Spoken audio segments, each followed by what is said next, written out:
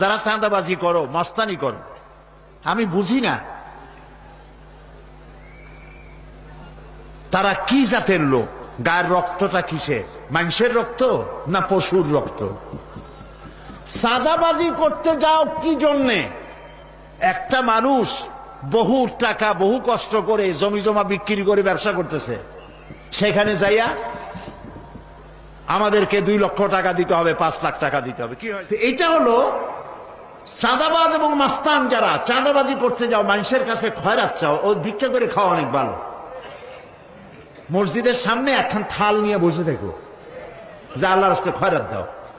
দোকানদারের কাছ থেকে চাঁদাবাজি করা, বিল্ডিং কেউ নতুন বানাইতে পারে না, অমনি হাজির।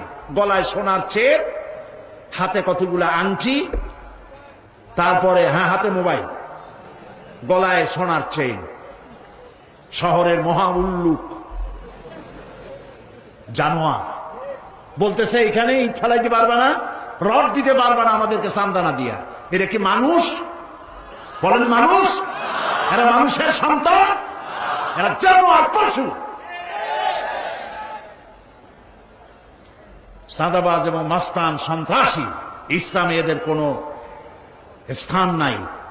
এদেশে যদি কোরআনের রাজ কায়েম হয়, সন্ত্রাসীদের মাথা কামাইয়া ঘোল ঢেলে দেওয়া হবে, যাতে মাথা ঠান্ডা থাকে। এই জন্য মাথা ঠান্ডা করিয়া বসে থাকবে। আর সকলে চাকরি দেওয়া হবে, কাজ করো আর খাও, চাঁদাবাজি করো না। শ্বশুরের কাছে চাঁদাবাজি করে, বউর কাছেও চাঁদাবাজি করে। এত বড় লক্ষ্মী ছাড়া বউরে যায় বলে আমার হিরোইন খাওয়ার পয়সা দিবি। পত্রিকা আসছে না ভাই? কত বড় শয়তান, বউর কাছে চাঁদা চায়।